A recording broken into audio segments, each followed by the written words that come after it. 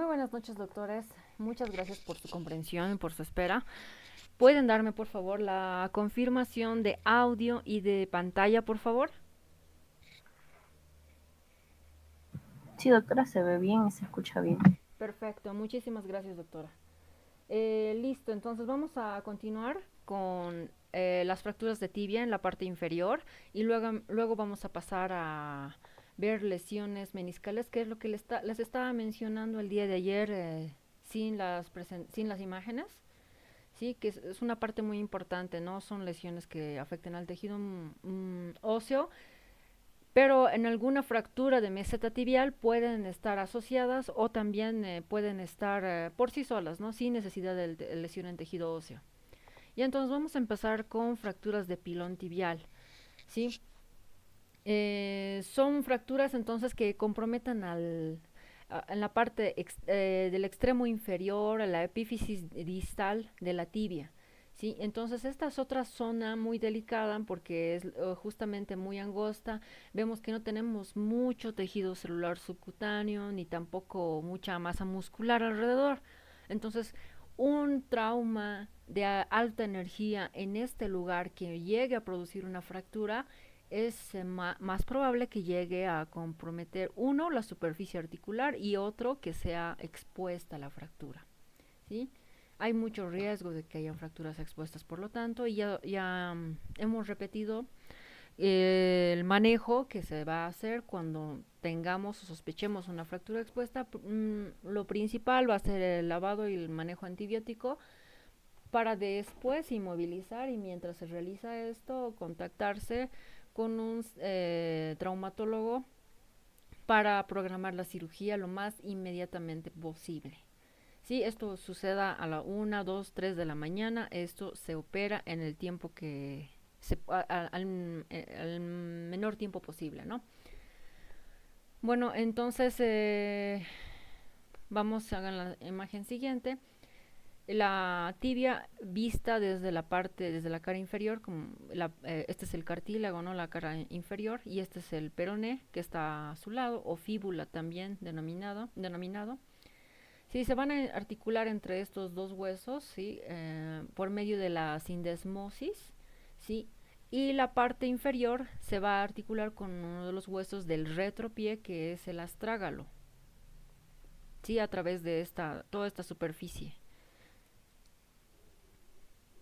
Ya, bueno, en esta otra imagen también vamos a ver, ¿no? Acá tenemos a la tibia articulándose, ¿no?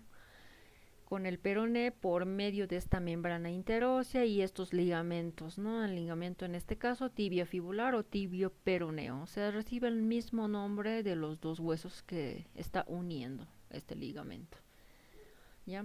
Aquí tenemos al ligamento deltoideo, que es igual otro que está en la cara interna, ¿sí? Hay otros ligamentos que están en la cara lateral. Son varios ligamentos y eso vamos a ver más en en lesiones en tobillo, ¿ya? Bueno, aquí tenemos entonces una radiografía, bueno, en una extremidad en dos proyecciones, ¿no? Una antero-posterior y una lateral de tobillo. Sí, esto es lo que deberíamos pedir para cuando sospechemos una lesión en la parte inferior de la tibia. Sí, una de tobillo. Acá entonces vemos los trazos tanto en peroné como en tibia. Por ejemplo, en esta imagen de la proyección anteroposterior, vamos a ver que el peroné está desplazado hacia la parte lateral, ¿no? El extremo proximal está hacia la parte lateral y el extremo distal hacia la parte medial. Y la tibia no se ve desplazada, ¿no? Se ve aquí entonces los signos radiológicos de fracturas, la presencia de esa línea radiolúcida que hemos mencionado tantas veces, ¿sí? La interrupción de la cortical, claro que sí, de la corteza ósea. Y bueno, aquí hay otras líneas radiolúcidas presentes que no son tan anchas como esta, que está en la tibia, ¿sí? Vemos acá unas mucho más delgadas. Estas que están acá, ¿no? En la parte casi de la cara articular. de la tibia. ¿Sí? Esta presencia de líneas reducidas justamente al lado y encima del puntero rojo que estoy mostrando en este momento.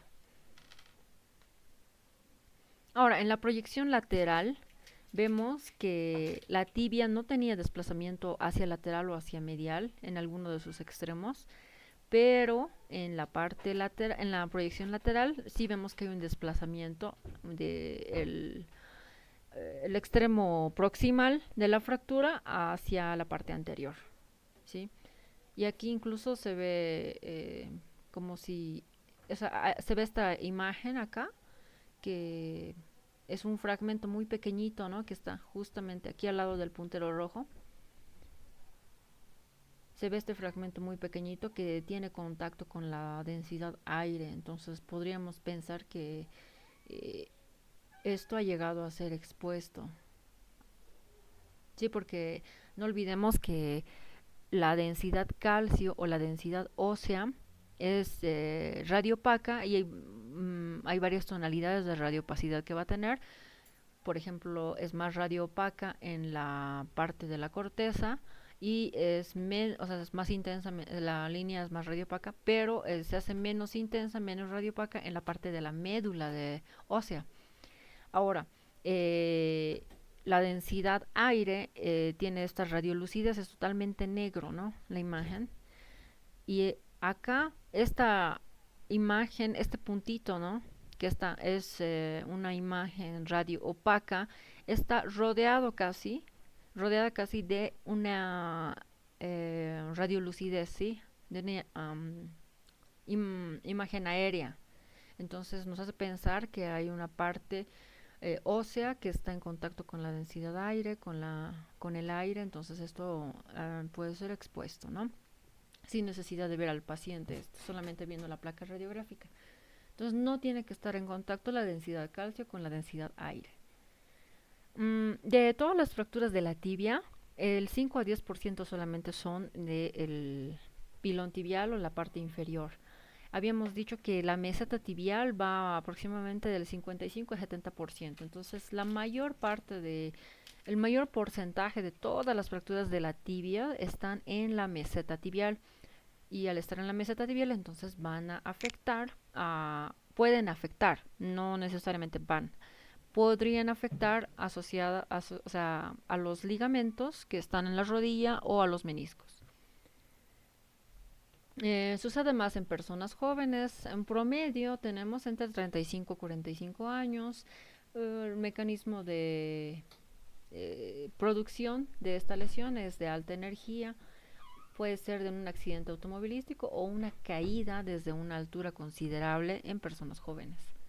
Si son personas que son un poco más o sea, mayores, ¿no? Pueden ser de su propia altura, puede ser un golpe de baja energía incluso, o personas jóvenes, por ejemplo mujeres que no tengan buena calcificación, que hayan tenido varios embarazos, que no hayan tenido una adecuada complementación, ¿sí? De nutrientes como el calcio, depósitos de hierro. Entonces eso las hace más susceptibles a tener fracturas así patológicas, ¿no? Sobre base patológica, sobre hueso de menor densidad, ¿no? Osteoporótico.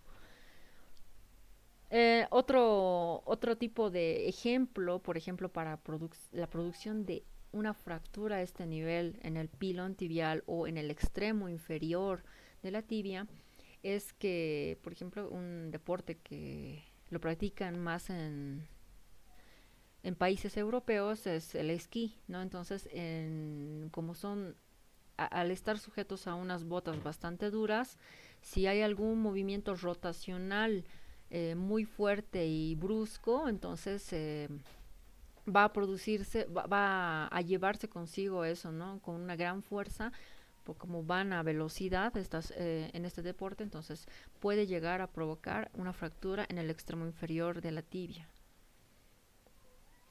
Entre las clasificaciones tenemos esta que es conocida, una de las más conocidas, que básicamente se diferencia en tres tipos, ¿no? y lo va a hacer por el grado de desplazamiento. Y otra clasificación es la clasificación que va a estar en todas las fracturas, ¿no? En todas las que tengamos especialmente de articulaciones, que está en la aplicación que les he mencionado, la clasificación de la AO. Y la imagen que más te parezca, entonces es la que vamos a ir eligiendo de acuerdo a los dibujitos, a los esquemas que mencioné en la aplicación para celular o para ya sea Android o iOS. Y van a ver qué tipo de denominación alfanumérica tiene para ver, después buscar esto, tal vez cuál va a ser su manejo más óptimo, ¿no? Bueno, en la clasificación de Reed y Algover, entonces tenemos esos tres tipos que les mencionaba. Y esto es, por ejemplo, el primer tipo es una fractura en donde puede tener este trazo. Acá tenemos, todas estas imágenes son imágenes de proyecciones anteroposteriores de tobillo. Sí, acá por ejemplo tenemos un trazo vertical que está acaparando la articulación, pero podría ser un trazo que no llegue a la articulación, no llegue a la superficie articular, ¿sí? Simplemente inicia acá, tal vez en la parte de la corteza de la tibia y llega atravesando, ¿no? Simplemente al otro lado, ¿no? De forma transversa o de forma oblicua o de forma espiroidea y no llega a comprometer la articulación y si mientras esté estable, entonces se considera que, como dice el nombre, ¿no? Que no está desplazado. ¿Ya? Ahora, como les digo, esto es un ejemplo. Solamente hay, o sea, esta es una imagen, puede haber infinidad de trazos. Aquí puede haber tal vez incluso dos trazos de fractura, dos soluciones de continuidad, pero pueden estar no desplazados, ¿sí? A pesar de que comprometan o no la superficie articular. La siguiente, el tipo 2, significa que hay un desplazamiento simple con la articulación incongruente. Entonces, en este caso ya, como menciona, sí está afectando la articulación y al hecho, al afectar la articulación, está produciendo una subluxación incluso, puede llegar a producir una subluxación, puede llegar a producir incluso una luxación. Por eso menciona que hay un desplazamiento que está provocando incongruencia articular. ¿Sí? Entonces, está moviendo ese fragmento óseo. ¿Sí? Puede llegar a desplazar bastante la superficie articular, básicamente la fractura, ¿no? Puede ser tan compleja como se ve acá, con varios trazos, incluyendo a peroné y la tibia. Y acá vemos, por ejemplo, varios fragmentos. Vemos varios trazos, perdón, varias imágenes radiolúcidas y las imágenes radiolúcidas son sinónimo de soluciones de continuidad de fracturas, ¿no? En este caso, en el primero, puede llegar incluso a ser una fractura incompleta, ¿sí? Acá, por ejemplo, eso es lo que vemos acá. Eso es lo que no les mencioné. Se dice que es una fractura completa cuando atraviesa, ¿no? Dos partes de la corteza ósea, ¿sí? Se llega a dividir en dos, a ver un extremo y otro extremo, ¿no? Divididos por esa línea fracturaria. Pero acá sí está afectando acá la superficie articular, pero está yendo hacia la médula ósea, no está yendo hacia la corteza ósea. Al menos este dato lo tenemos solamente en la proyección anteroposterior. Tendríamos que ver una proyección lateral también para ver si evidentemente no va este trazo fracturario, no va hacia la parte posterior, ¿no? A afectar, a causar una interrupción a nivel de la corteza ósea en la parte posterior de este hueso. Pero por lo pronto es incompleta, ¿sí? Con esta sola proyección. Siempre hay que ver dos proyecciones entonces. Ya en el tipo 3, vamos a decir que la superficie articular tiene varios fragmentos y por lo tanto va a estar bastante desplazada, ¿sí? O sea, acá vemos 1, 2, 3, 4 líneas de trazo, 4 trazos en medio que nos van a dar por resultado 5 fragmentos aquí sobre la superficie articular con el astrágalo. ¿Sí? 1, 2, 3, 4, 5. ¿Sí? Y eso a grosso modo, habría que ver con detalle también en la parte, en la radiografía en la proyección lateral, ¿sí? Y también hay otra proyección que cuando sospechamos lesiones en extremo distal de la tibia, podemos solicitar una radiografía de mortaja que nos va a mostrar, o sea, un poco mejor la articulación tibio-astragalina. Y bueno, acá también tenemos una solución de continuidad en el peroné. ¿Ya? Básicamente entonces eso, ¿no? El tipo 1 no desplazado, el tipo 2 puede haber desplazamiento, o sea, hay ligero desplazamiento y acá definitivamente estás desplazado, ¿no? Aquí ya está afectando, en las tres está afectando a la articulación, pero cada vez la articulación está siendo más afectada. Eso en la clasificación de Ruedi-Walgover. Ahora, en la clasificación de la AO, lo clasifica inicialmente diciendo si esta solución de continuidad es extraarticular, o sea, no está llegando a la superficie articular de acá, es parcialmente articular, o sea, está llegando a afectar parte del cartílago articular, a la articulación, y si es completamente articular, o sea, si hay más de 2 trazos en la parte distal de la tibia, ¿no? Aquí solamente tenemos un trazo y en la articular completa tenemos ya dos o más trazos. Entonces elegiremos la que más se nos parezca, ¿no? Si es extraarticular, parcialmente articular o completamente articular. La más compleja de tratar obviamente va a ser las que tienen más fragmentos, las que involucran una articulación, o sea, una lesión articular completa. Acá, por ejemplo, si elegimos la opción de extraarticular, o sea, si lo que tenemos es eso en la imagen radiográfica, tenemos que ver si es una extraarticular simple, si es una articulación que tiene un fragmento o es multifragmentaria. ¿Sí? Este con tercer fragmento o si tiene muchos fragmentos o con minuta. ¿Sí? Pero no está llegando a la articulación. Ya cuando llega a la parcialmente articular, ahí veremos cuál es la imagen que se acerca más, ¿no? a la radiografía que tenemos del paciente, ¿sí? En caso de que sea completamente articular, o sea que tengamos 2 o más trazos que afecten la articulación, entonces ahí veremos si es una simple o que afecta a la metáfisis también, pero de forma simple. Y acá si es multifragmentaria y acá una multifragmentaria articular. O sea, aquí está la parte de varios de los fragmentos están en la metáfisis y acá los fragmentos, los multifragmentos están en justamente por encima de la articulación. Sí, esto alrededor de la metáfisis. Y bueno, acá va a ser más evidente en el examen físico, en exploración física. El paciente va a venir con la historia de un accidente, una caída, un golpe bastante intenso y por lo tanto va a venir con bastante dolor. Sí, un dolor severo como menciona acá la diapositiva y la deformidad va a ser muy evidente.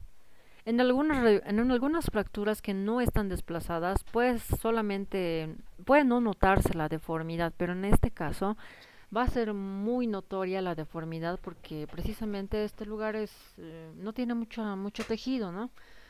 Como habíamos mencionado.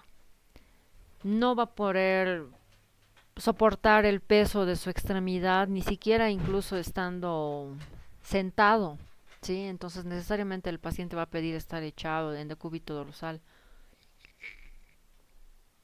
Entonces va a venir con ese antecedente y nos va a decir eso, ¿no? El dolor es bastante, bastante severo y vamos a ver una imagen con deformidad. Vamos a comparar siempre, siempre, siempre con el lado que no tiene lesión. Ahora, si es un paciente que tiene lesión de diferentes formas en ambos lugares, en ambos tobillos, bueno, igual hay que compararlos, ¿no? ¿Cuál está más grave? Entonces, en este caso hay que estudiar bien si tiene alguna herida, si es probable que sea una fractura expuesta. Eso es lo que más nos va a preocupar, precisamente por la falta de tejido alrededor de estos huesos. Además de las heridas pueden haber ampollas, ¿no? Que pueden llegar a romperse, eso, ¿no? Hay que buscar lesiones, esas lesiones, ¿no? Hay que comprobar también la evolución, hay que valorar siempre la evolución, la vasculo nerviosa. Hay que hacer un control vasculo nervioso, o sea, los dedos de los pies, el pie, hay que tocar el dorso y la planta del pie.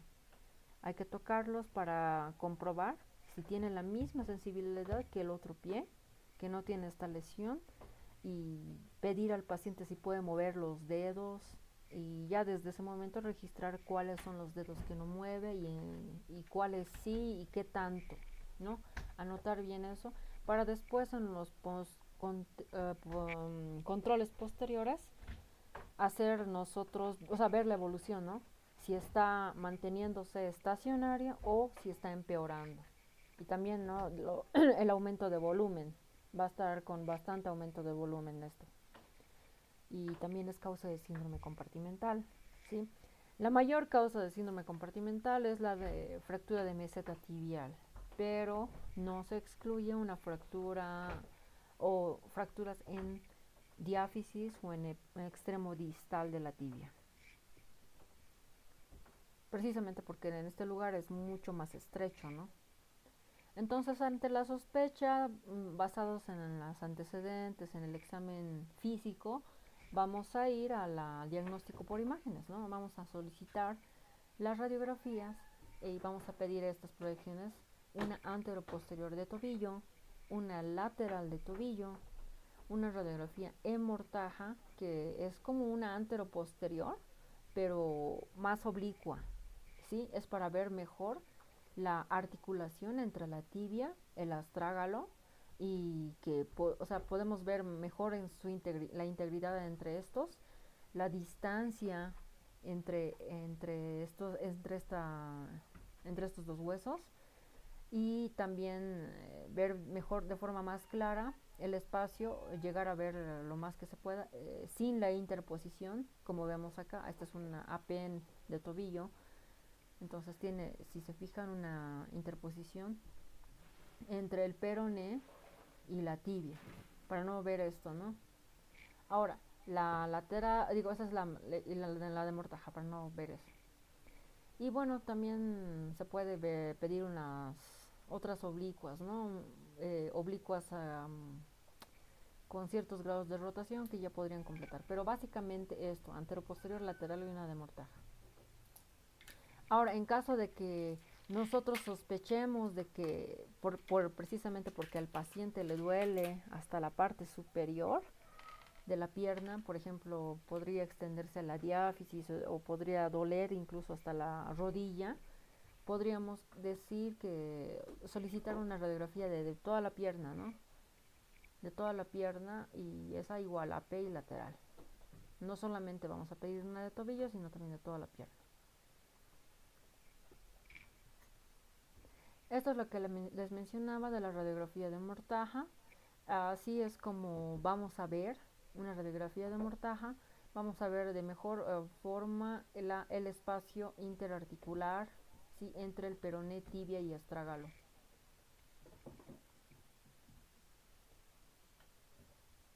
Y también vamos a ver este espacio, ¿no? Incluso podríamos llegar a ver el espacio entre la tibia y el peroné.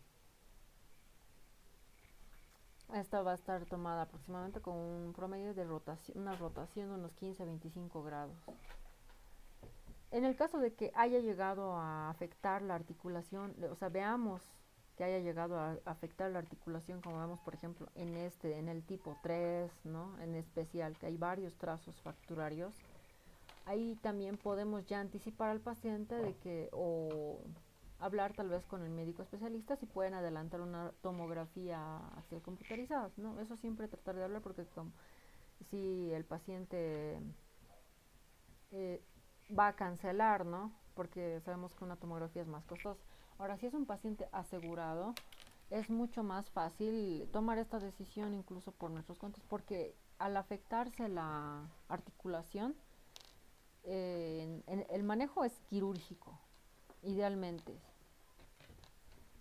Y va a haber, como les he mencionado varias veces, la articulación es más compleja, hay que manejarla con más cuidado en la cirugía, entonces se tiene que tener más datos, datos más precisos, y eso se va a lograr con la tomografía, y entonces se puede adelantar para no estar movilizando mucho al paciente de realizar una tomografía también al paciente, ¿no? Eso en caso de que veamos una afectación o programar, ¿no? Para después una tomografía. En caso de que se vea esos trazos que afecten en la superficie articular. Bueno, sobre todo eso. Después, el hecho de que se haga una reconstrucción en 3D de la tomografía, si es que se ha realizado, es súper importante también. Ya que se tiene la tomografía, hay que solicitar siempre con reconstrucción en 3D. Eso en la mayoría de tomografías.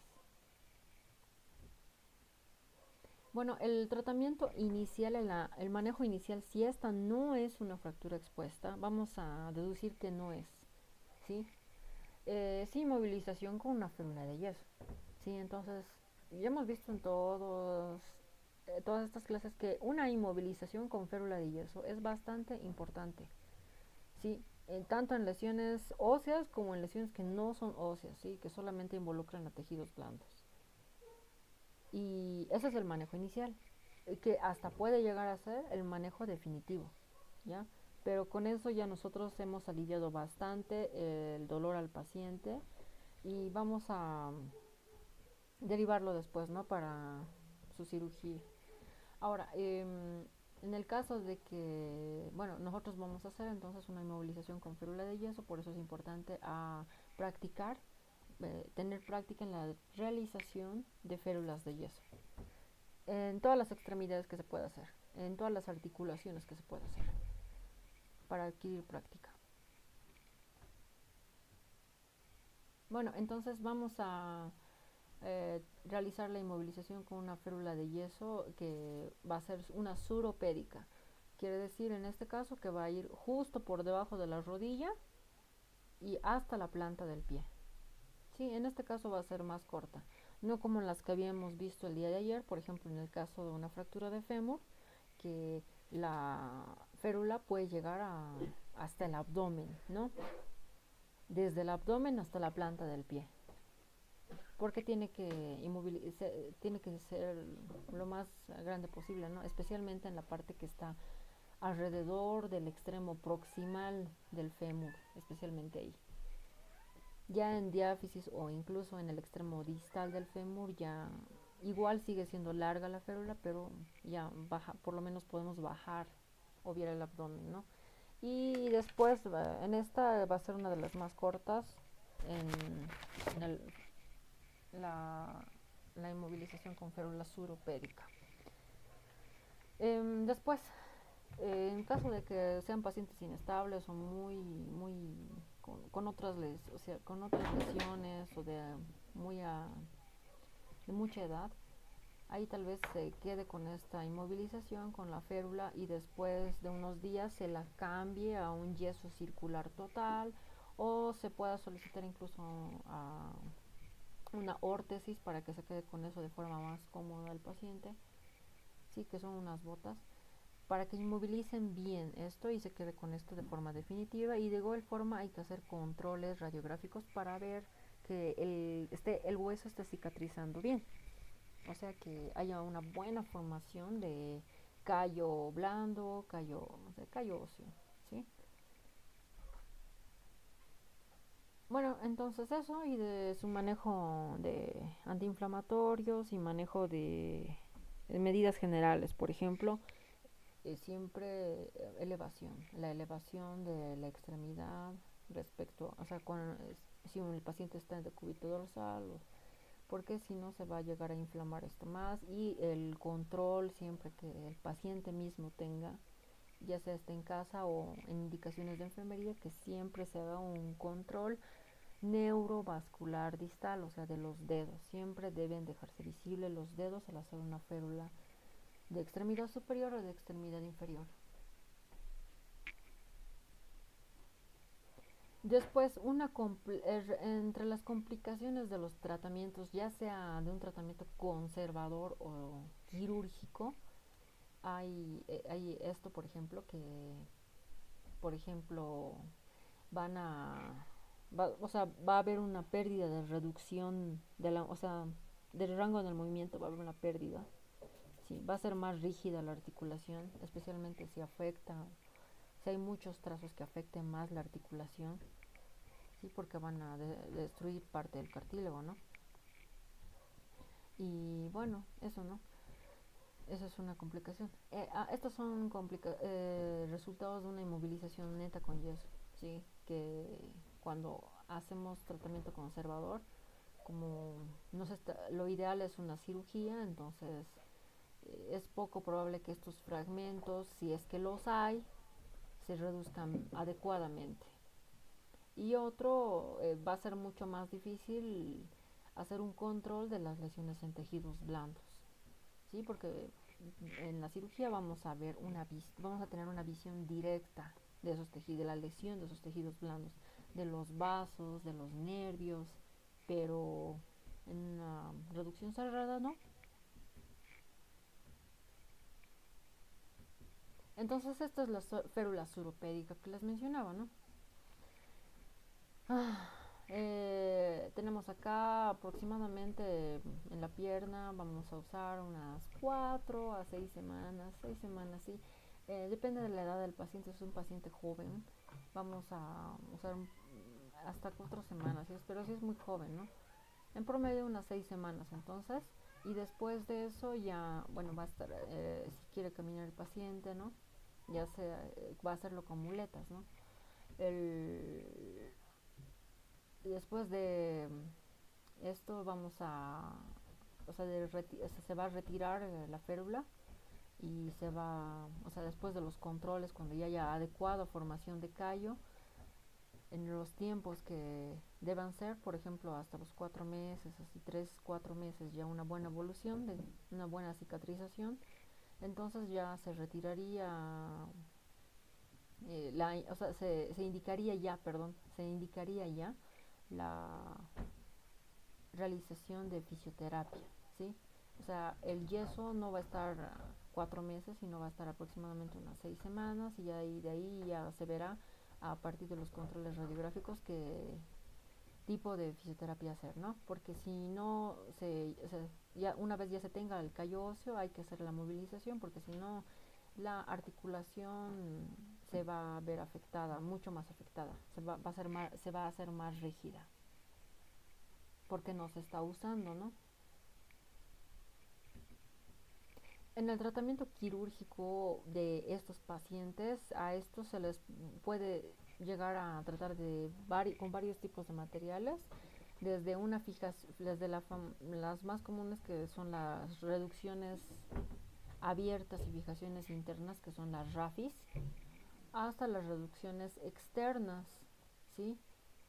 Por ejemplo, una reducción con tutores externos puede ser uno de esta forma, ¿no? Con un aro de forma circular, y de forma triangular acá, ¿no? Entonces, esto generalmente se hace cuando el paciente tiene lesiones en otros órganos que son mucho más graves. Entonces, esta es una cirugía que no es tan invasiva, ¿sí? Como estas otras, ¿sí?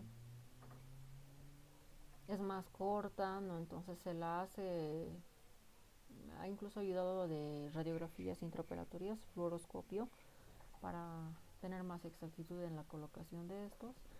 de estos clavos por dentro y por fuera de la piel, con mucho manejo estéril, obviamente, de mucha desinfección de toda la área, se va a colocar estas varillas, ¿no?, metálicas por fuera de la pierna.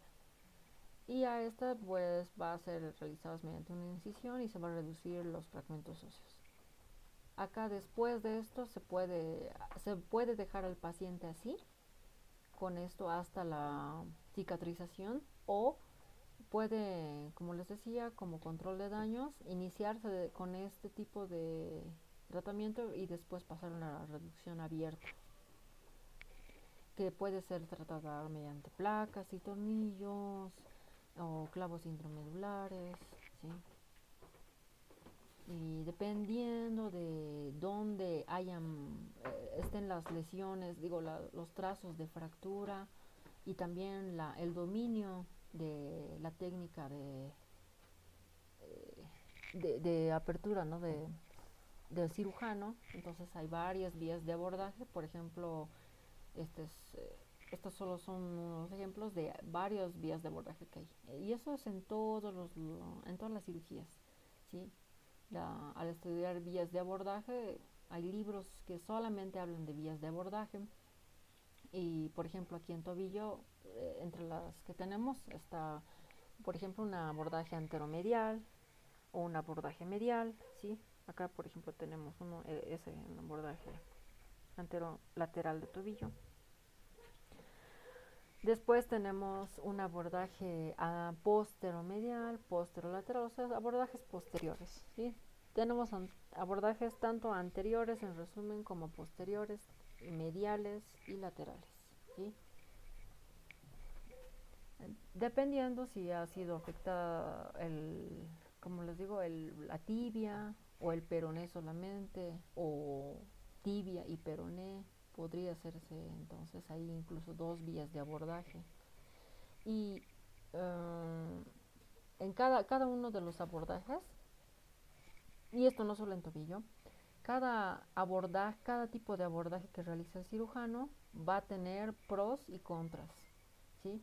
Porque si tomamos tal vez entonces justo debajo de esto encontraremos ciertos músculos, cierta dificultad al hacer la disección de ciertos tejidos, el riesgo tal vez de encontrarnos con algún vaso en particular o con algún nervio muy importante, o lo mismo en los otros, ¿no?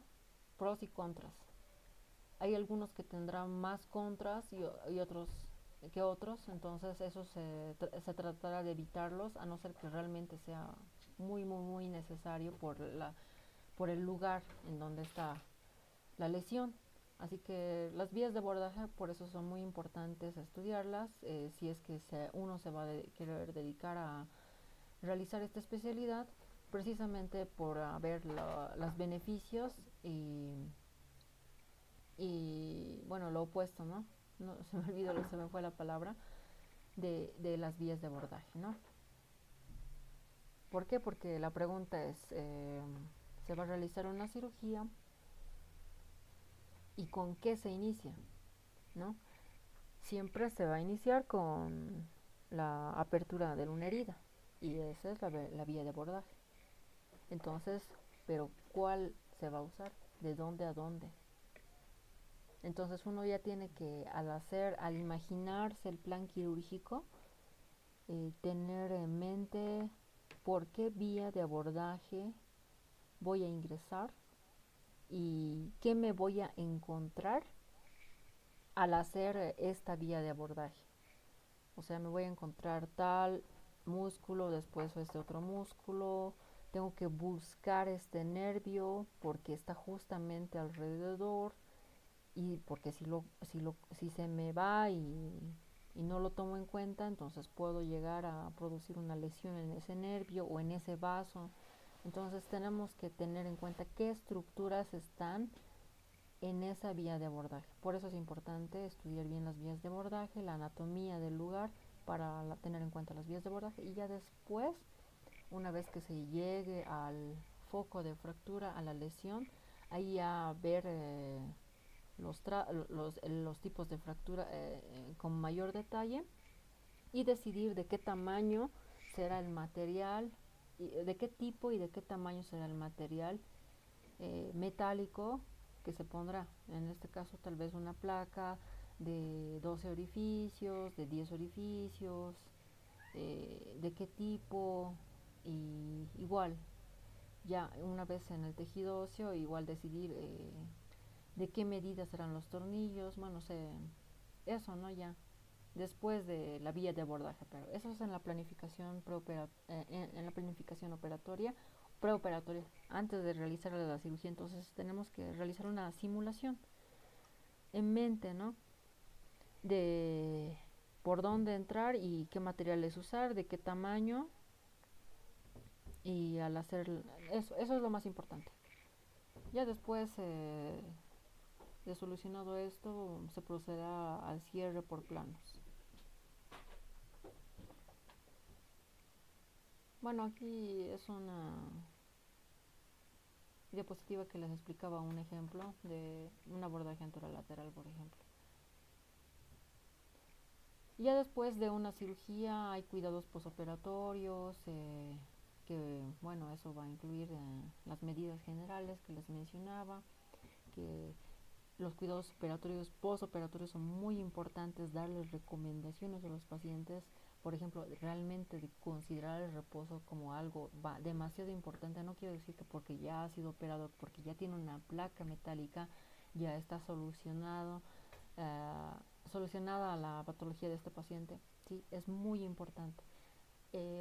Igual, recalcar a pacientes que fuman, eh, dejar este hábito por completo, porque puede llevar a que no cicatrice la fractura, que no haya buena formación de callo óseo, y que pues el paciente no, o sea, tenga una segunda cirugía y un tiempo de estancia, o sea, de estar inmóvil durante muchos más meses, ¿no? Entonces hay que advertirles, hay que decirles precisamente con eso, ¿no? De alarmar. Por eso es importante saber, ¿usted fuma o no fuma? Y tener los antecedentes de si tiene otra enfermedad, si tiene diabetes, si tiene hipotiroidismo, si tiene algún tratamiento antibiótico, que se le notifique, que se nos notifique, para precisamente tener en cuenta eso, ¿no? La cicatrización es muy importante, y no y si no, el paciente no se cuida, eso es 50% de la cirugía. En todos los cuidados postoperatorios son el 50% de la cirugía. Ya, y bueno, entonces eso. Después, si va todo de forma óptima en los controles, ya después se indicará la fisioterapia una vez veamos una evidencia radiográfica de consolidación.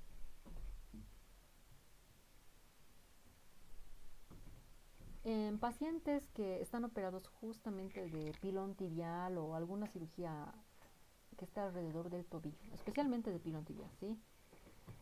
Que tienen este tipo de placas, ¿sí? En la parte lateral del tobillo. Ustedes sí pueden tocarse en este momento la parte lateral de sus tobillos, o sea, el maleolo lateral de la tibia, perdón, el maleolo lateral de lo que van a tocar es el perone, ¿sí? El maleolo lateral.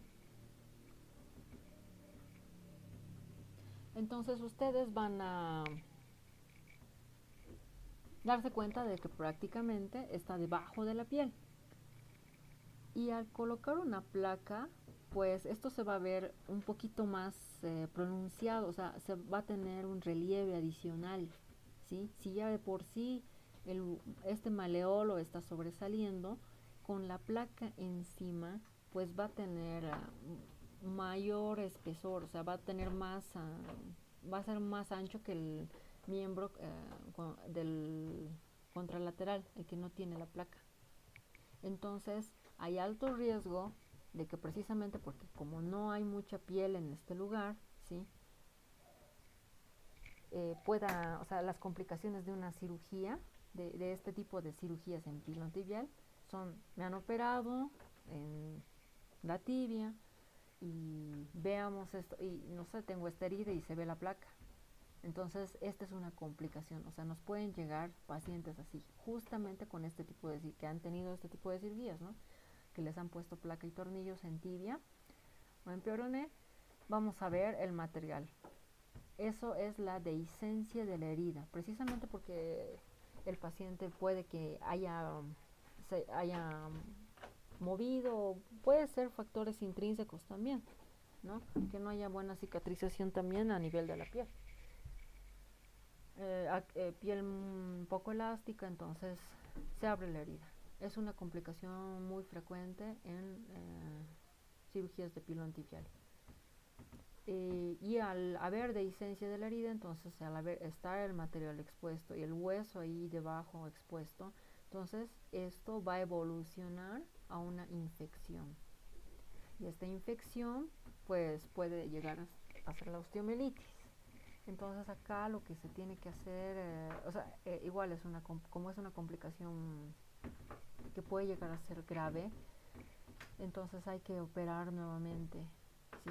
Hay que retirar este material, hay que hacer limpiezas, así que hay que advertir al paciente que de que vaya estrictamente a los controles de curaciones de herida cuando tenga, ¿no?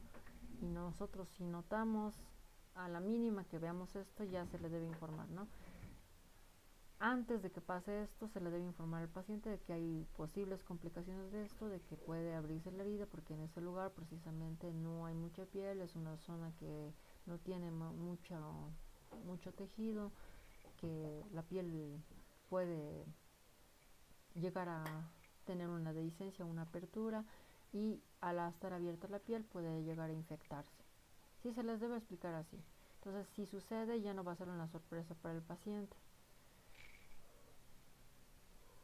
Y bueno, otra complicación, igual como les mencionaba, en todas las fracturas está la pseudoartrosis o no unión, ¿sí? La no cicatrización, no formación de callo óseo. Y esto al afectar, estas son entre las complicaciones más agudas, ¿sí? Especialmente la dehiscencia de la herida y la infección son las complicaciones más tempranas. Hay que cuidar mucho que no pase eso. Después en las curaciones. Después la pseudoartrosis o no unión, eso ya se verá a los 3-4 meses en adelante. Y estas otras, como por ejemplo a la producción o el desarrollo de artritis postraumática, o sea, la inflamación de la articulación, eso es artritis. Eso ya se verá con el paso de los meses y años. Y después de esta artritis postraumática, ¿no? Tanta inflamación continua va a llevar a artrosis, o sea, a la pérdida de cartílago. Entonces, sin cartílago hay artrosis y eso pues causa rigidez articular, que es lo que vemos aquí en medio. Y esa rigidez articular va a doler bastante.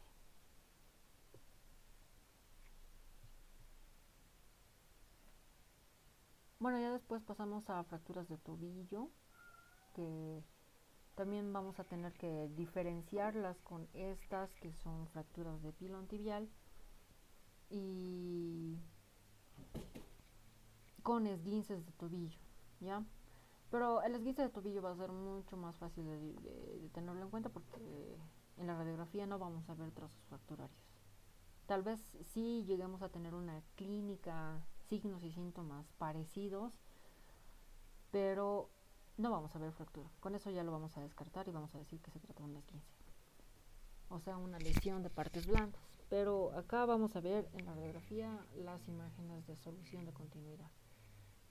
En las fracturas de tobillo, entonces, como en todas puede ser el tratamiento quirúrgico, puede no ser quirúrgico, generalmente en mujeres que caminan con tacos bastante altos y pueden llegar a sufrir una caída precisamente por el mal manejo de estos. Ahora también pueden deberse a accidentes automovilísticos o a caídas o a golpes bastante intensos en la parte lateral, ¿no?, del tobillo.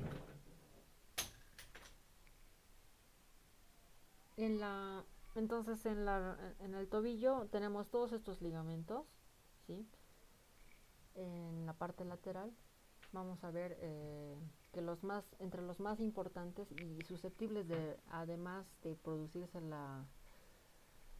la ruptura en el tejido óseo, también podría sucederse una ruptura en tejido ligamentoso. Sí, solo es una probabilidad en caso de que, especialmente si esta fractura es desplazada. Así que pueden desplazarse, digo, pueden llegar a romperse parcial o totalmente ligamentos, por ejemplo, como los laterales que vemos acá. Sí, entre estos están presentes el ligamento peroneo astragalino anterior, el posterior y el peroneo calcáneo. ¿Sí? De esto tal vez probablemente nos olvidemos, sí, pero lo que tenemos que tener en cuenta es que hay varios ligamentos que pueden llegar a romperse además de la fractura. En el lado interno generalmente no hay tantos ligamentos que pueden llegar a romperse, sí, generalmente es en el lateral. También puede afectar esto a la sindesmosis. Esto también en las fracturas de pilón tibial, ¿sí? Pueden afectar a la sindesmosis, o sea, hay un ligamento, ¿no?, entre la tibia y el peroné. Entonces ese ligamento igual puede llegar a tener una ruptura parcial o total, y esta membrana interósea también entre tibia y peroné puede llegar. Eh, entre el rango de personas afectadas va a estar entre los extremos. O van a ser personas muy jóvenes o van a ser personas muy mayores. ¿Sí? O sea, entre los 15 y 24 años en el caso de los jóvenes, y en los ancianos, generalmente en mujeres, entre los 75 a 84 años. Es un promedio. Sí, entonces básicamente quédense con eso, o muy jóvenes o muy ancianos. No quiere decir que personas en edad adulta media no vayan a tener esta lesión. Ahora, las fracturas de tobillo pueden ser unimaleolares, bimaleolares o trimaleolares. Lo vamos a entender mejor con los gráficos, con las radiografías. Pero las más frecuentes, desde ya vamos a mencionar que van a afectar a un solo de los maleolos, solo a uno. Ya después van a afectar a dos maleolos, o sea, bimaleolares, en un 20%, y en casos muy raros van a llegar a ser trimaleolares, o sea, afectar a tres maleolos. O sea, tenemos tres maleolos en el tobillo, ¿sí? Los más conocidos son el maleolo medial y el maleolo lateral. Y vamos a mostrarles acá en esta radiografía el maleolo, o sea, estos son los maleolos lateral y medial, ¿sí?, los que se ven en una proyección anteroposterior del tobillo, ¿sí? Y solamente en la proyección lateral de tobillo, um, solamente en la proyección lateral de tobillo vamos a ver el tercer maleolo, ¿sí?, que es se ve esta parte posterior de la tibia, donde estoy enfocando en este momento con el puntero rojo, justo por encima, ¿sí? Este es el maleolo posterior, ¿sí? El tercer maleolo. Bueno, puede ser una fractura o sea, unimaleolar solamente del maleolo posterior, pero al fin y al cabo es unimaleolar, ¿no? Pero a lo que nos referimos cuando es una fractura de tobillo trimaleolar, está afectando a esto, ¿no? Hay una fractura en este maleolo, hay una fractura en este maleolo y hay una fractura en este maleolo. O sea, los tres maleolos, tanto lateral, medial y posterior, están con soluciones de continuidad. Por eso es que son más raros, ¿sí? Los más comunes es que solo uno de estos tres maleolos se llegue a fracturar. Aproximadamente un 70% es unimaleolar. Bueno, entonces vamos a ver según la altura. A ver, denme un momento.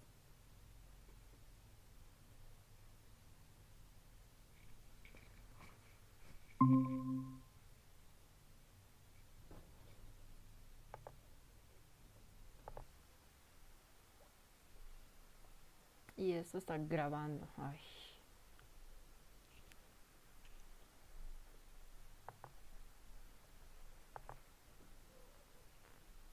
2107.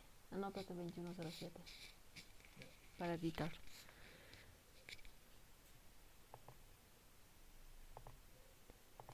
Listo, disculpen las molestias.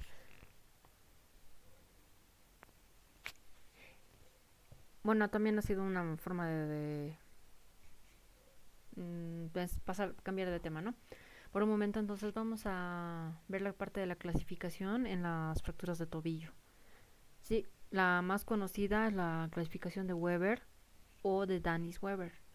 También tenemos a la clasificación que siempre va a haber en todas las fracturas, que es la clasificación de la AU.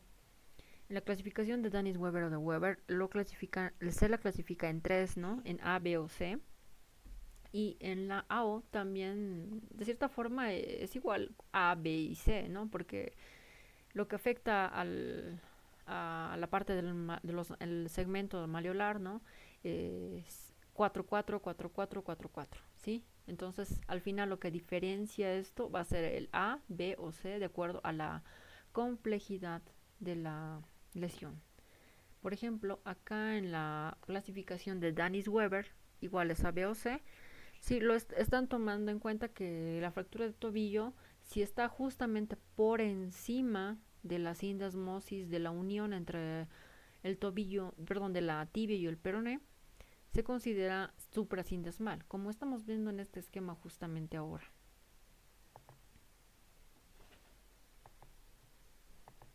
El esquema de acá de la C, ¿sí? Este sería suprasindesmal porque justamente está por encima de esa unión y es la parte que está en coloración azul.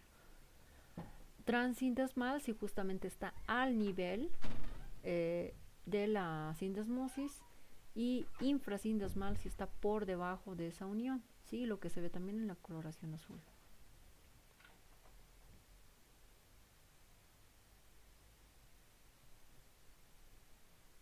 Cuando sospechamos de una lesión en tobillo, vamos a pedir de igual forma una radiografía anteroposterior de tobillo, una lateral de tobillo y una de mortaja, que es la que son proyecciones similares a las que pedimos en sospecha de una fractura de pilón tibial.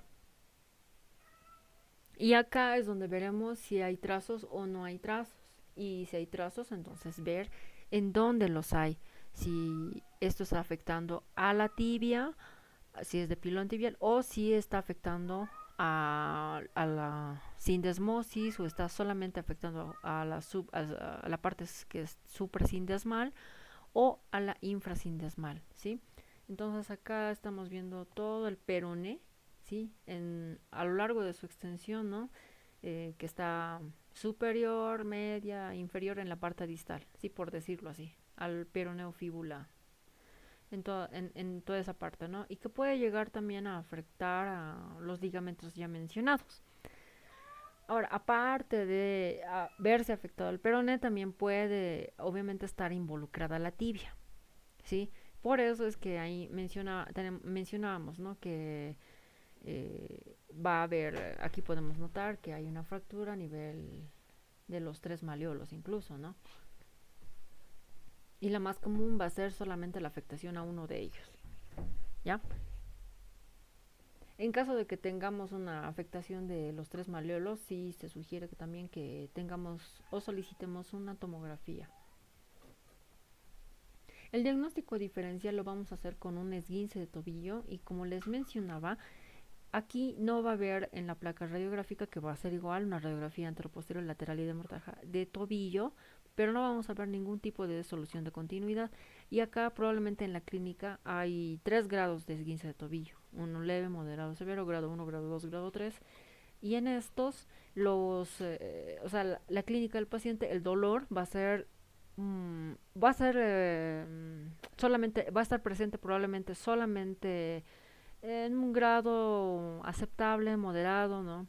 Incluso en algunos casos leve, que pueda pisar incluso el paciente, sí puede caminar con mucho dolor, pero puede caminar. En el caso de una fractura no va a poder ni siquiera caminar, no va a poder apoyar al paciente el pie, por más que quiera.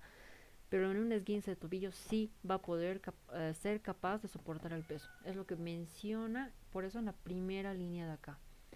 Con eso ya nos inclinamos más hacia un esguince, ¿sí? Eso solamente por clínica. Después, si es un esguince grado 2, ahí ya va a haber mucho más dolor, ¿sí? Las radiografías van a ser negativas, no van a tener fracturas, pero ahí sí tal vez no llegue, tal vez ahí ya sea muchísimo más doloroso y sienta inestabilidad para al pisar el paciente sienta que como que se le va a ir el tobillo, ¿sí? Y eso va a ser mucho más notorio en el grado 3 de esguince de tobillo. Ahí ya probablemente, en ese grado de esguince, probablemente ahí sí veamos que el paciente no pueda ni pisar. No pueda pisar por nada del mundo, porque al mínimo contacto con el piso, este paciente va a morir de dolor, ¿sí? Entonces no va a poder pisar. En el grado 3 de esguince solamente eso puede ser visto y va a sentir igual inestabilidad de la articulación del tobillo, incluso sin pisar. No va a soportar ni siquiera que la sábana esté encima de su pie, de su tobillo. Va a ser muy sensible, va a estar con mucho aumento de volumen y vamos a poder en algunos casos apreciar imágenes hematomas así, en los días posteriores a esta lesión alrededor de la zona, ¿no? Alrededor de la parte lateral del tobillo. Generalmente vamos a ver eso. Podemos verlas un poquito más arriba también, sí. Dependiendo, puede ser en mayor o en menor cantidad, una o dos imágenes alrededor del tobillo. Y esto es por las micro rupturas de los vasos, de los ligamentos que han sangrado y se hacen evidentes con el paso de los días. También otro diagnóstico diferencial de partes blandas, que no vamos a tener, el paciente va a tener mucho dolor, pero no va a poder caminar por nada, por más que quiera, no va a poder poner su pie en el piso, es una ruptura de tendón de Aquiles. Pero en la ruptura del tendón de Aquiles, sabemos que el tendón de Aquiles es un ligamento bastante grueso que lo podemos tocar en este mismo momento, que está justamente en la parte posterior del tobillo, ¿no? Es un ligamento bastante grueso. Sí que, bueno, con el paso del tiempo, si una persona no realiza, de repente tiene un movimiento brusco, súbito, que generalmente se puede dar esto en carreras de velocidad o en deportes que practiquen, o sea, que se tenga que correr o hacer movimientos de rotación súbitos, por ejemplo, puede ser voleibol, básquetbol, fútbol, futsal, racket, sí, en cualquier tipo de deporte, ya sea de forma profesional, ya sea de forma ocasional o incluso en personas que no practican ningún tipo de deporte y que usan tacos igual y que tienen movimientos bruscos, pueden llegar a romperse el tendón de Aquiles. Sí, entonces eso es otro diagnóstico diferencial, pero en la ruptura de tendón de Aquiles el paciente va a venir con la clínica con una historia en la que nos va a contar que ha sentido que en el momento, o sea, uno que estaba corriendo de golpe o es como que ha hecho el despegue para correr y justo en ese despegue para correr ha sentido como si le hubieran dado una patada, así como si hubiera sido una patada de un caballo, así bastante fuerte, justo al nivel del tendón de Aquiles, ¿sí? En la parte del talón, ahí justo por encima. Entonces va a sentir eso, como si me hubieran pateado. Sin que nosotros le digamos eso, probablemente él ya nos diga con esas palabras. Y si no, nosotros podemos preguntar, ¿no ha sentido tal vez como si hubiera sido como si alguien lo hubiera pateado? Entonces ahí tal vez diga, sí, de hecho sí, he sentido como si alguien me hubiera pateado. Entonces eso ya nos inclina más a pensar, uno, eso solamente por los datos. Ahora, vamos a hacer la exploración física de una ruptura de tendón de Aquiles y ahí ya vamos a ver mediante unas maniobras, eh, dos en especial, se coloca al paciente en decúbito ventral, o sea, de panza, ¿sí? Sobre una camilla y se le pide o nosotros elevamos su pierna, toda la pierna y tobillo, o sea, flexión de rodilla. Y se presiona los músculos gastrocnemios, ¿sí? O sea, los gemelos. ¿Dónde tenemos una imagen? ¿Dónde? Aquí, ¿ya?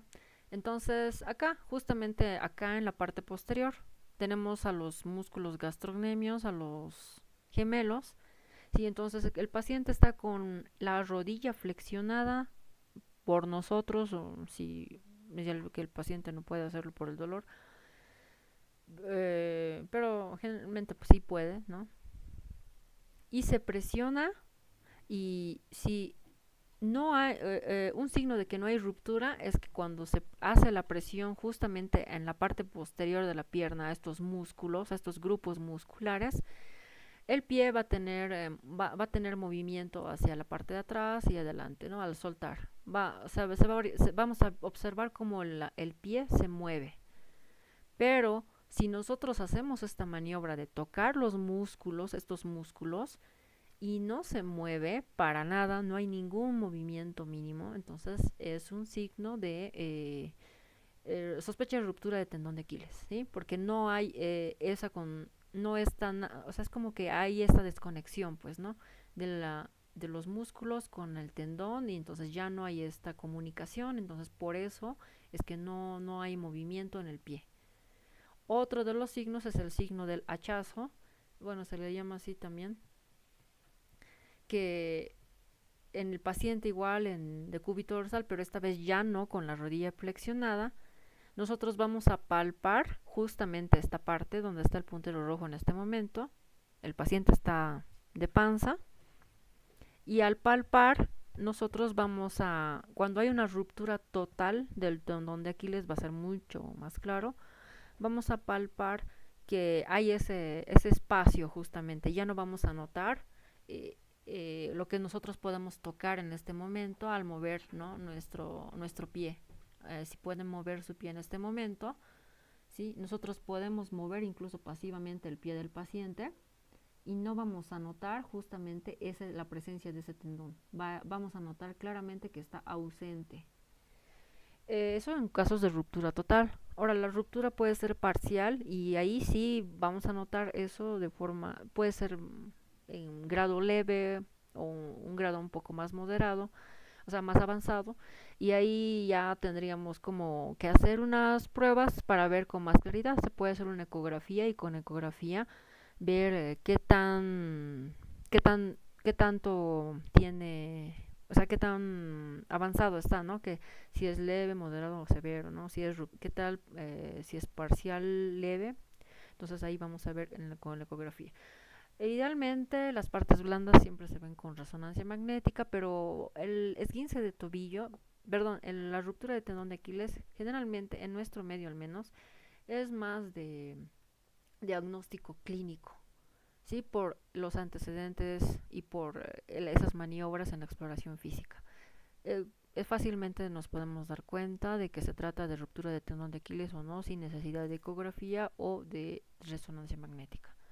Entonces, esto, si es ruptura total, especialmente, el tratamiento es quirúrgico. Si es ruptura parcial, depende del grado de ruptura parcial. Entonces, ahí se podrá realizar una cirugía tal vez, o sea, depende del paciente, se le puede dar opciones para que llegue a cicatrizar mucho más rápido o directamente, bueno, eso en casos moderados. En casos leves se podría sugerir que directamente el tratamiento sea de forma conservadora, solamente inmovilización para que el ligamento vaya cicatrizando, ¿sí? Con esa inmovilización. Bueno, esos son diagnósticos diferenciales, ¿no? El manejo conservador, como les dije, en casos de ruptura parcial leve, eh, no, perdón, esto es para fracturas de tobillos. Cuando son estables, con una inmovilización. Férula al inicio y después, si va a ser, se va a mantener con esto, se puede hacer con el yeso circular total, pero después de unos 2 días. O se puede usar una bota que va a ser más cómoda para el paciente. El tratamiento idealmente siempre va a ser la cirugía, especialmente si tiene varios fragmentos. Bueno, ¿alguna duda, pregunta, comentario de alguno de los temas? ¿Alguno tal vez tiene algunos puntos a recalcar o algunos pacientes que hayan visto, que hayan tenido y que no o sea, quisieran entenderlos de mejor forma?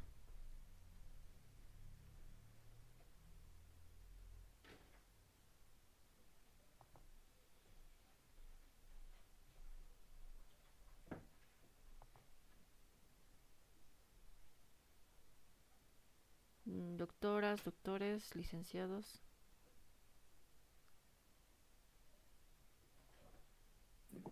Ninguna duda, doctora.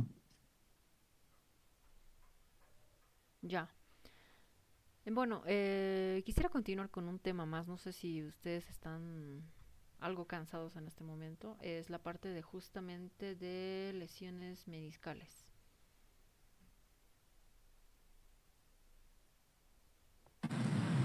Sí, doctora. Ya, está bien. De hecho, es un tema bastante corto y es muy bonito.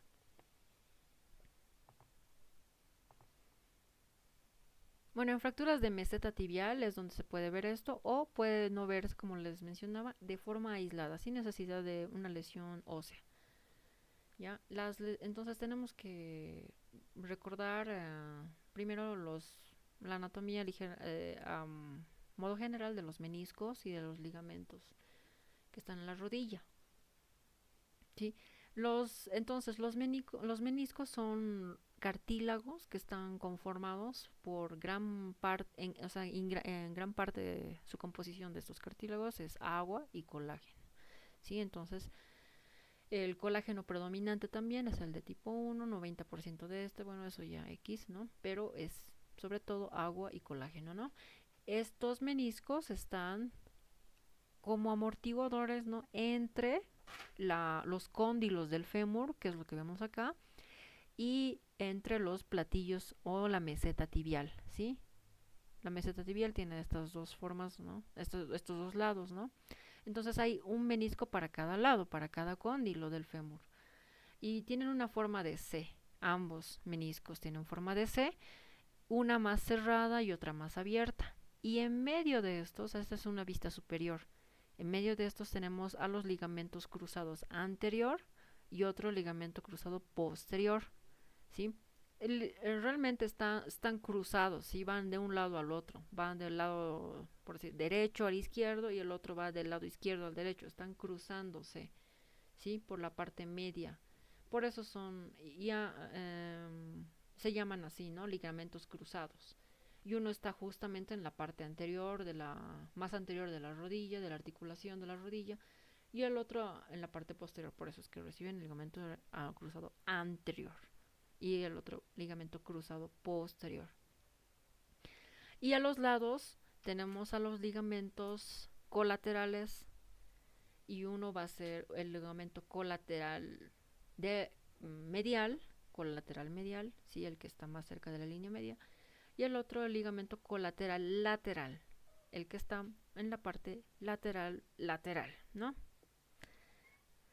Ahora, la función de los cartílagos, de estos cartílagos, de los meniscos, es absorber el impacto. Son los principales amortiguadores de esta articulación.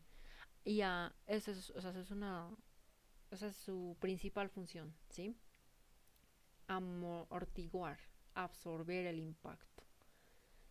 Entonces estamos viendo acá dos esquemas de cómo están esa función, ¿no?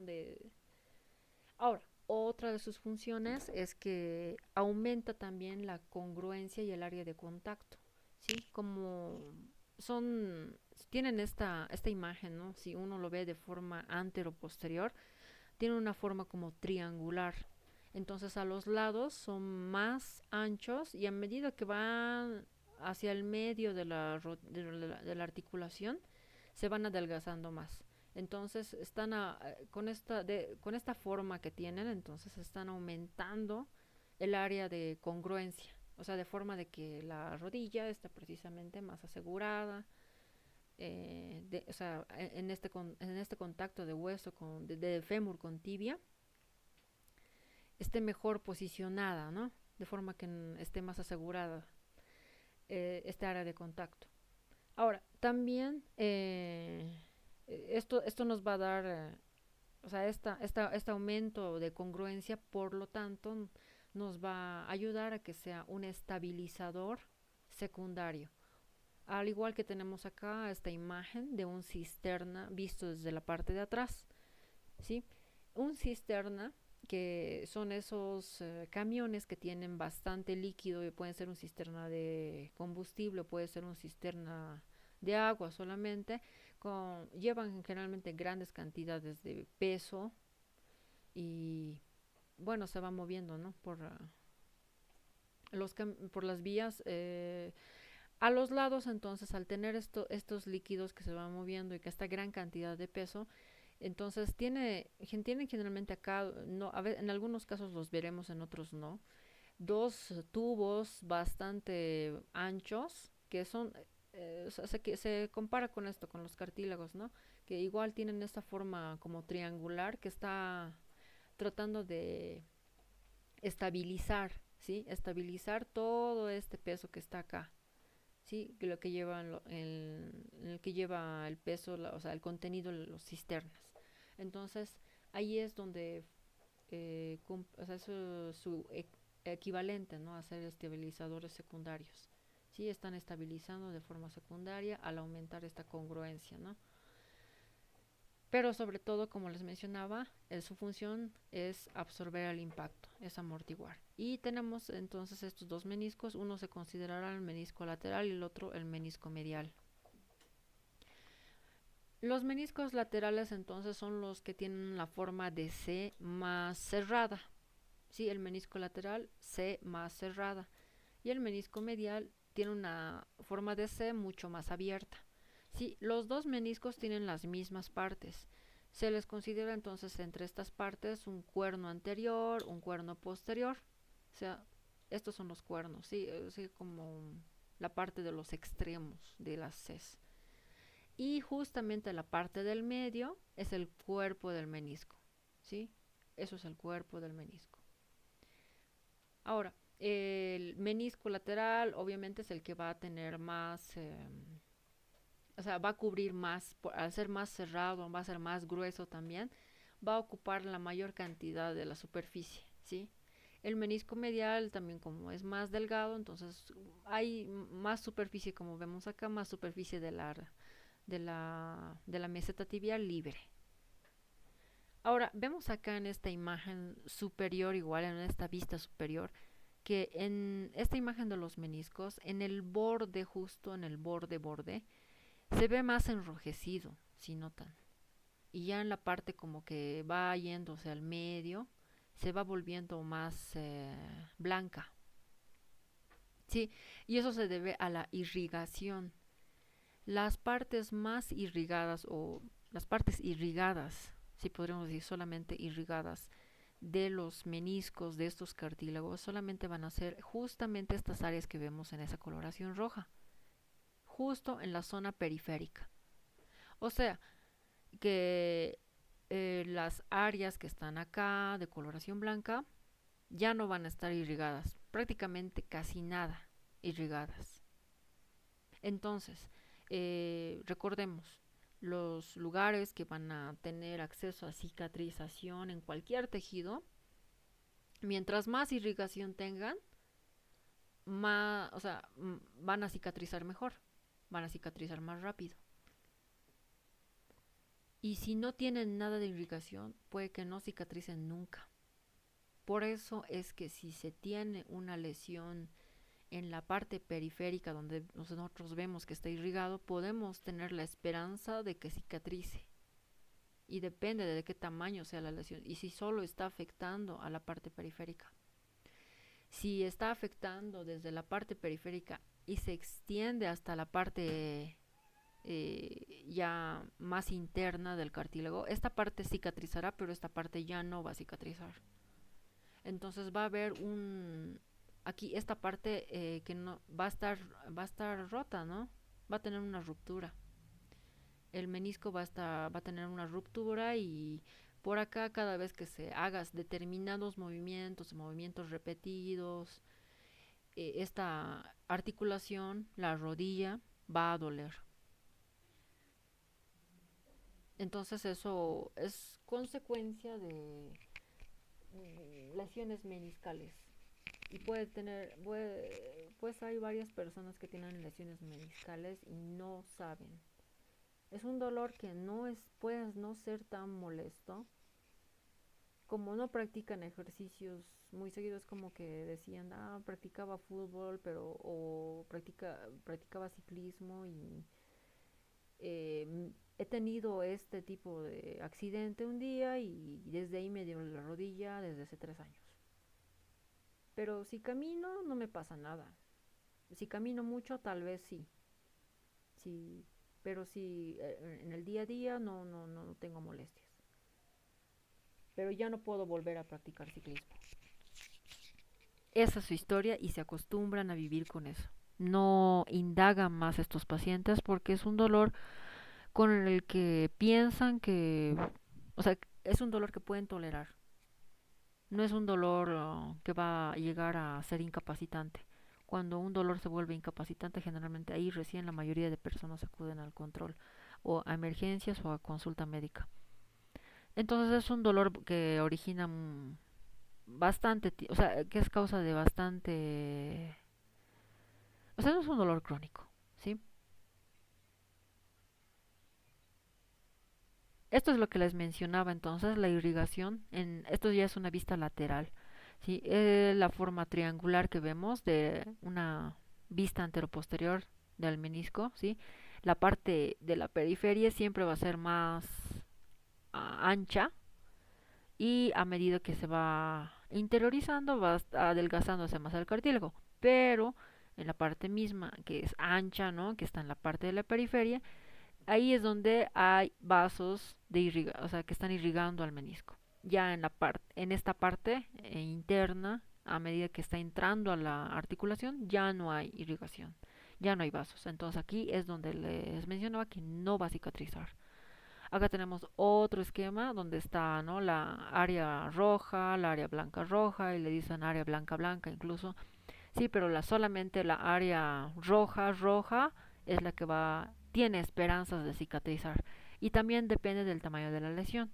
Sí, si es una lesión bastante amplia en la parte periférica o incluso que se extiende de periférica, como les mencionaba, hasta la parte blanca blanca, solamente no va a cicatrizar por completo y va a ser casi lo mismo. Entre los mecanismos de lesión, como los mencionaba, están mecanismos de torsión súbitos, saltos igual súbitos, micotraumas repetitivos, o sea que practiquen un deporte, saltar de todo el tiempo, ¿no? Y se van a lesionar por el peso, pueden llegar a romperse estos cartílagos o que se caigan sobre las rodillas o levantar mucho peso. Hay una infinidad de lesiones que pueden producir esto. Si una persona acude a consulta y se le pide una radiografía de rodilla, probablemente la radiografía, bueno, no probablemente, la radiografía de rodilla no va a mostrar lesión. Esto entonces se ve se sospecha con la clínica, se descarta con la radiografía y se tiene que después solicitar una resonancia magnética para confirmar qué tanta afectación, porque por resonancia magnética es donde se ven los tejidos blandos. Se puede solicitar una ultrasonografía, pero tendría que ser realmente muy bueno el imagenólogo, el radiólogo que vea esto, que interprete esto, ¿sí? Para no gastar tanto en la resonancia magnética y ayudar al médico en el diagnóstico de una lesión meniscal. La clínica siempre va a ser el dolor muy localizado en la rodilla, pero puede ser un dolor variable, desde que sea leve o solamente sucederse en algunos casos, o puede ser bastante intenso, ¿sí? Depende de tal vez a partir de que una persona camina 3 horas o sube determinada cantidad de gradas o vuelve a practicar cierto deporte, ahí le duele, entonces simplemente deja de hacerlo y ya no duele. Pasa al día siguiente y ya está mejor. Entonces son personas así. Pueden tener grados de dolor bien variables. En el momento de que se causa la lesión, solamente estamos hablando de causa la lesión meniscal, lo que van a percibir además del dolor intenso y localizado va a ser como un chasquido, como que algo así. Van a lograr tal vez escuchar eso o sentir eso, ¿sí? Eso es lo más común, dolor y la percepción de ese chasquido. Ya después, en casos mucho más fuertes, puede llegar a haber bloqueo articular, o sea que llegue a luxarse o subluxarse incluso por la ruptura del menisco, entonces haya salido, como les decía, es un estabilizador de la articulación, entonces, y aumenta la congruencia de esa articulación, entonces como ya no está, hay esta ruptura, entonces se puede subluxar y esta subluxación causar un bloqueo articular. Y también ese momento, el momento de producir la lesión, va a generar inflamación, ¿sí? A los minutos que siguen en adelante. Y cuando se genera ejercicio o algo así, de nuevo, y en los días que vienen, porque es un dolor crónico, si el paciente no ha acudido ese mismo momento y no se llega a un diagnóstico o no se llega a un diagnóstico en emergencia, no tiene nada, debe ser un esguince, pero es una lesión meniscal, entonces ahí cuando el paciente vuelve a hacer ejercicios repetitivos y eso, se va a va a volver a aparecer el dolor con inflamación. Se va a ser así la historia del paciente. No sé, desde hace 3 años vuelvo a manejar bicicleta, me vuelve a doler y se inflama. Pasa un día, deja de doler, disminuye el dolor y simplemente se baja la inflamación. Entonces prefiero ya definitivamente no manejar bicicleta y ya, o no caminar tanto. Y también otro dato es que los pacientes refieran también inestabilidad en la rodilla. Pueden sentir que o sea, que la rodilla es como que sienten que se les va a ir, como que se les va a salir la rodilla de su lugar. Tienen esa percepción. Entonces, ese es otro dato de una ruptura en los meniscos. Una ruptura de los meniscos llegar a ser parcial o puede llegar a ser total, ¿sí? Y hay diferentes tipos de imágenes de ruptura de meniscos, ¿sí? Puede afectar a la parte anterior, a la parte del cuerpo, a la parte posterior, ¿sí? Entonces, estas imágenes las vamos a ver con mucho detalle en una resonancia magnética. Entonces, es importante por eso una resonancia, no tan aconsejable una ecografía. Se puede ver una ecografía, pero es mucho mejor en la resonancia magnética. En el examen físico, la forma en cómo que nos va a ayudar a confirmar una lesión meniscal, hay estas tres maniobras sobre todo. Sí, está la maniobra de Apley, la maniobra de McMurray y la maniobra de Steinman. Sí, estas son muy usadas, ¿ya? Aquí, como vemos en la imagen, está la maniobra de Apley, donde se pide al paciente que se ponga acostado en la camilla, ¿sí? En decúbito dorsal, y nosotros como examinadores, vamos a flexionar la rodilla y vamos a colocar una mano, como muestra la imagen, en la rodilla, por encima de la articulación. Y la otra mano va a ir justamente por debajo del talón, ¿sí? En la parte de la planta, en el talón de la persona, y lo que vamos a hacer es hacer rotación externa y rotación interna desde el talón, o sea, con esta mano que está en el talón. Y vamos a tratar de sentir. Entonces lo que queremos acá provocar es, bueno, tratar de identificar si va a aparecer, si se va a desembocar el dolor en el paciente. El paciente nos dirá si les duele más en esta parte, en la parte lateral, o si les duele más en la parte interna. Y eso nos va a dar el dato qué menisco está afectado, si está afectado el menisco lateral o está afectado el menisco medial. Sí, eso es una maniobra, si desemboca dolor, positiva, si aparece dolor, ¿no? Con la maniobra de Apley, girar, hacer rotación externa e interna. Y ya después tenemos estas otras dos maniobras que también no podemos usarlas para complementar, no las estamos mencionando acá. En caso de que se lleguen a olvidar, que es muy probable, sí, puede pasar, simplemente busquen y sospechen de lesiones meniscales, van a YouTube y buscan un video y bueno, buscan ahí un maniobra para lesiones meniscales, ¿sí? Y les va a aparecer con seguridad mínimamente la maniobra de Apley. Sí, entonces ustedes van a ver en segundos cómo se realiza la maniobra y ustedes van a hacer esa maniobra en sus pacientes y ahí van a saber, van a tener un dato más de si tiene o no sospecha de lesión y le van a decir, miren, yo sospecho que tiene lesión de una lesión en los meniscos y para esto, para confirmar esto, es necesario que se le realice un examen de resonancia magnética. En las resonancias magnéticas, esto es lo que vamos a ver, ¿sí? Un menisco sano tiene esta forma triangular. Estamos viéndolo de forma anteroposterior. Todo esto se ve así, esta imagen hipointensa, de coloración negra. Cuando un menisco está roto, tiene una ruptura, ya no vemos esta imagen triangular. En medio de esta imagen triangular vamos a ver interrupciones, vamos a ver imágenes hiperintensas. Entonces esto ya nos está diciendo que hay una ruptura y de qué tipo, de dónde a dónde.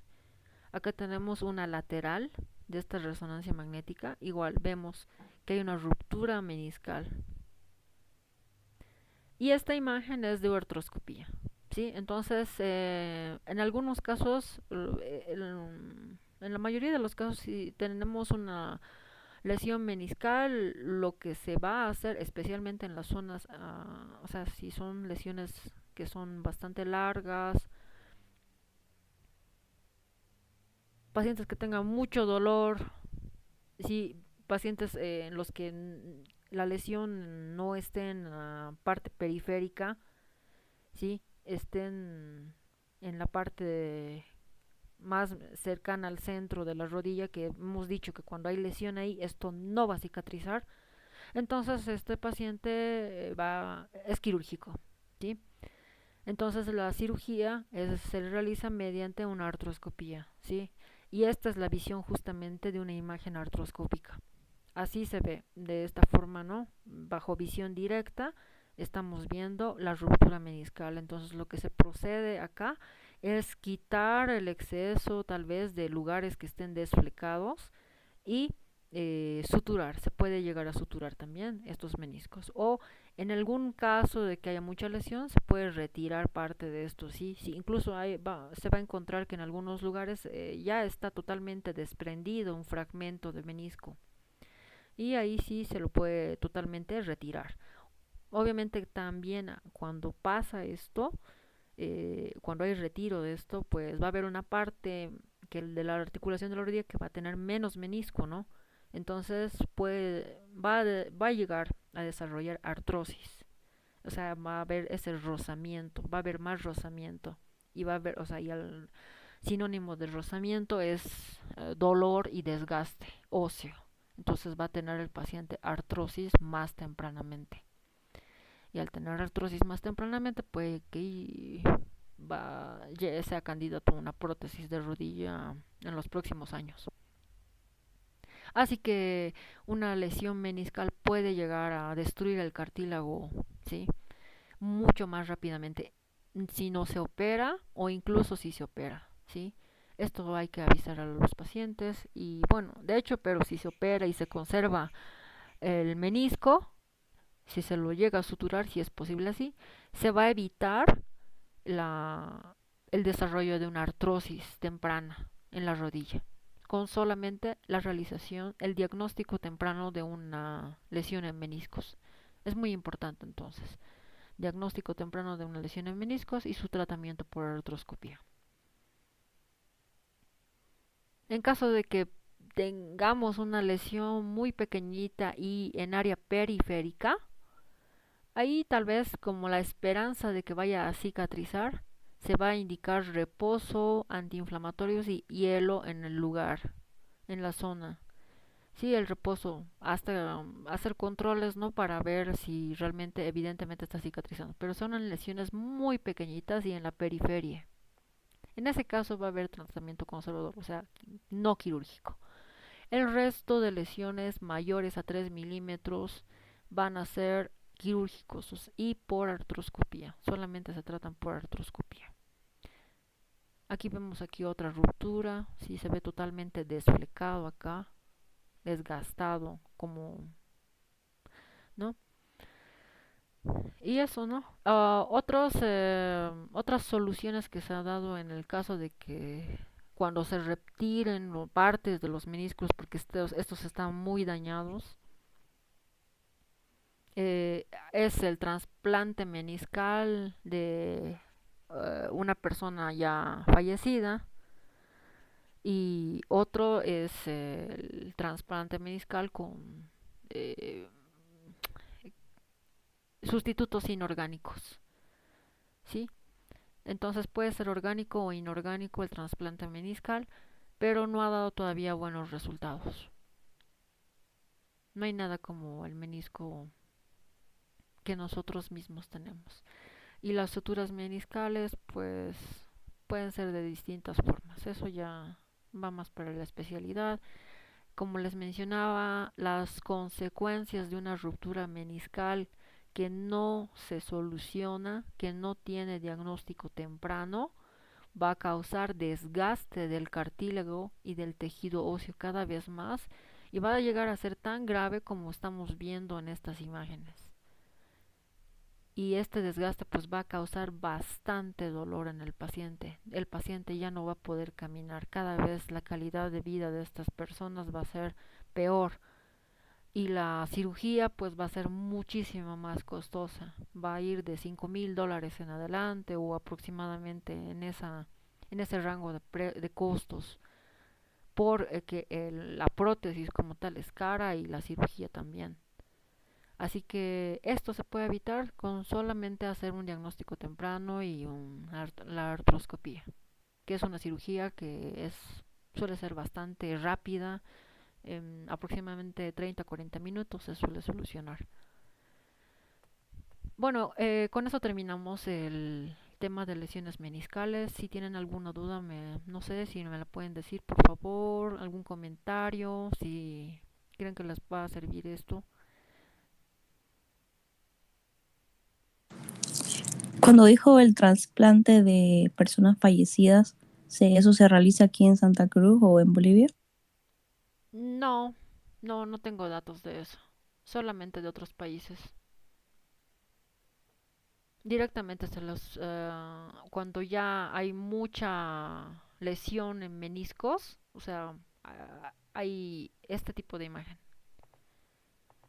A ver, ¿cuál era? Esta, justo cuando hay bastante destrucción ya, cuando se atiende esto ya demasiado tarde, cuando incluso la articulación se ve así, ya directamente no se sugiere. Aquí al menos no hacen eso, sustituto inorgánico o orgánico. Directamente a los pacientes se les sugiere prótesis de rodilla. En otros países hacen eso.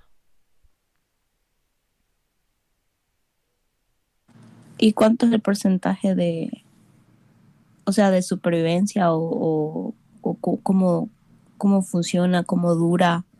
Es hay harta probabilidad de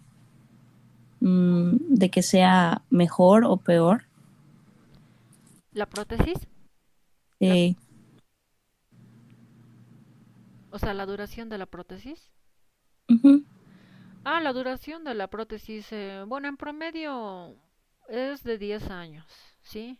Eso es lo que da de garantía a la mayoría de las importadoras.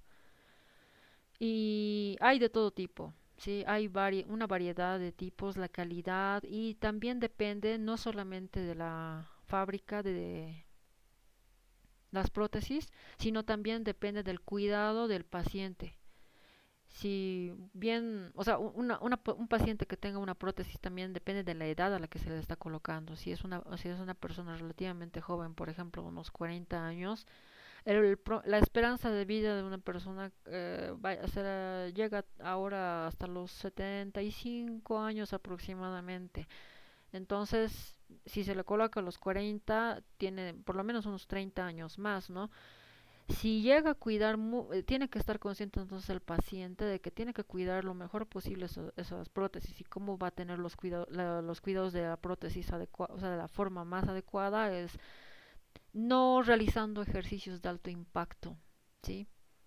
Ya no va a poder hacer eso, de preferencia, ¿sí? Si quiere que realmente la prótesis dura más. Porque puede haber después de esto, de la colocación de la prótesis, fracturas periprotésicas, o sea, alrededor de la prótesis, puede salirse la prótesis de su lugar, o sea, luxarse la prótesis, puede pasar eso, o sea, son cosas que van a pasar mm, de forma, o sea, esto es frecuente, aunque no es raro que pase esto. Entonces, a pesar de que se les da las recomendaciones a los pacientes. Entonces esto nuevamente vuelve a ser quirúrgico y vuelve a significar un gasto para el paciente y a su calidad de vida también. Pero en promedio, como le digo, es unos 10 años de la fábrica. Está bien, muchas gracias.